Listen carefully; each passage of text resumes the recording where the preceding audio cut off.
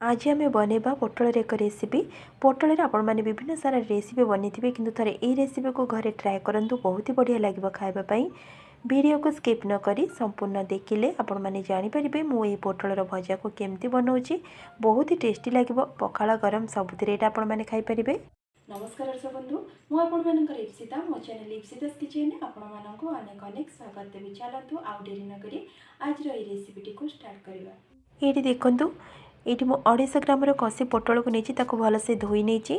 एबे तार दुई साइड को टिके टिके काटी नबा। देखंतु एमती काटी नौची, तार ऊपर टिके चोपा को चांची नबा। मुझे छुरी साहाय्य चांची नौची, आपण मैंने पनिकी मध्य चांची नेबे। सब पोटलर चोपा गुड़िक मुझे चांची नेली। ताकू देखंतु एमती दुई फाड़ कर नौची छुरी साहाय्य। एबे देखंतु गोटे पोटल को काटी आ गोटे पोटल को काटी नेली। सेम प्रोसेस रे सब पोटल को ये दुई फाड़ लेखा कर नेली। एबे चामच साहाय्य तार जो मंजी पार्टा को आमे काढ़ी नबा।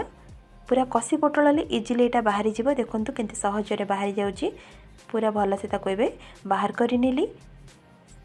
आ गोटे पोटल एठी मु बाहर कर नौची। सेम प्रोसेस रे सब पोटल मु मंजी गुड़िक बाहर कर नेली। ये देखो मुझे 2 कप मसूर डाली को नहीं 2 ରୁ 3 घंटा पर्यंत भिजे रखी। एवं गोटे मिक्सिंग जार नहीं जावा। मसूर डाली को भलसे धोई नबा।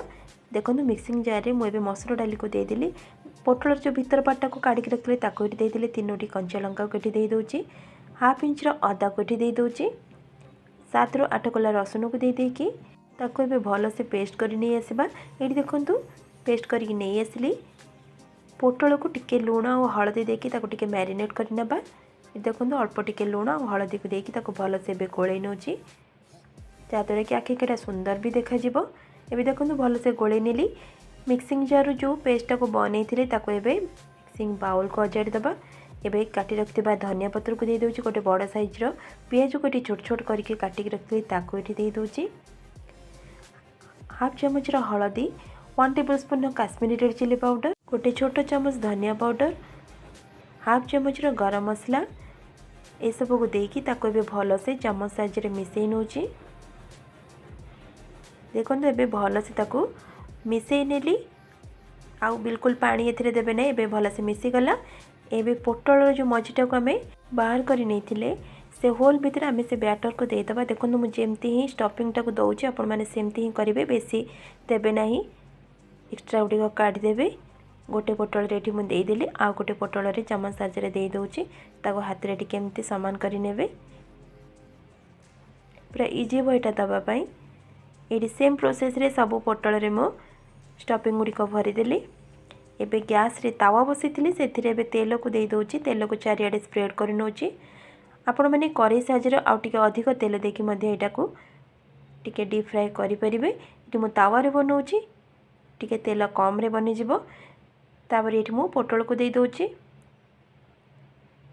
गैस रो फ्लेम को लो टू मीडियम रे रखि दिबे, कारण आम एटा को कवर करिबे नहीं। किछि समय छाड़ी साला पाने ऊपर पार्टा टिके सुखी आसला परे ताको आर साइड को उल्टेबा। गोटे मिनिट परे मु ताको आर साइड को उल्टोची। टिके केयरफुली उल्टेबे। ये देखंतु पूरा इजीली उल्टी जाउची। सेम प्रोसेस रे मु सब पोटल को उल्टे देली। आउ टिके तेल को एठी दे दोची। टिके तेल अधिक दरकार हबो। आपण माने फ्राई मध्य करि परिबे कड़ाई रे अधिक तेल देकी। एबे पुणी ताको आर साइड को उल्टे दोची। जेमती दुई साइड पूरा लाइट गोल्डन कलर हबो आ क्रिस्पी मध्य हबो। खाइबा पई टेस्ट लागिबो। एटा को बनेबा पई 5 ରୁ 7 मिनिट समय लागिबो। जेतु आमे पोटलटा सिझौने एटा को फ्राई करके आमे सिझेबा। ताको एपट सेपट करी ताको पूरा फ्राई करबा। एबे हे गला मु ताको प्लेट को काढी नउची। देखंतु केते सुंदर देखा होची आखि को। खाइबा पई मध्य सेतिकी टेस्टी लागिबो। एबे सब पोटल को मु काढी नेली तावारू। सेम प्रोसेस रे आउ पोटल को एबे फ्राई करी नबा। दर्शक बंधु, आपण मानकु आज रेसिपीटी जदि भल लागिथिबो प्लीज गोटे लाइक करि नेबे। एमती सहज और नुआ नुआ रेसिपी देखा मो चैनल को सब्सक्राइब करने को बिल्कुल भूलबे नहीं। मु आपण मानक पई बहुत सारा परिश्रम करुँची। प्लीज मते टिके सपोर्ट करंतु। गोटे गोटे सब्सक्राइब द्वारा मो आगो को बढ़ी पारिबे। एबे देखंतु सेम प्रोसेस रे सब पोटल को मुझे फ्राए कर नेली। ताको एबे प्लेट को काढी नउची। ताले आपण माने तो देखिले केमती सहज उपाय ये पोटलर भजा को मु बनी आपण मैंने यहाँ निश्चय बनातु छोटू बड़ यहाँ समस्त को पसंद आसो पखाल गरम सबुतिर आपण मैंने खाईपारे। ताले आज रोची पुणी आसबि नेक्स्ट वीडियो रे किछि नुआ रेसिपी नहीं। नमस्कार, जय जगन्नाथ।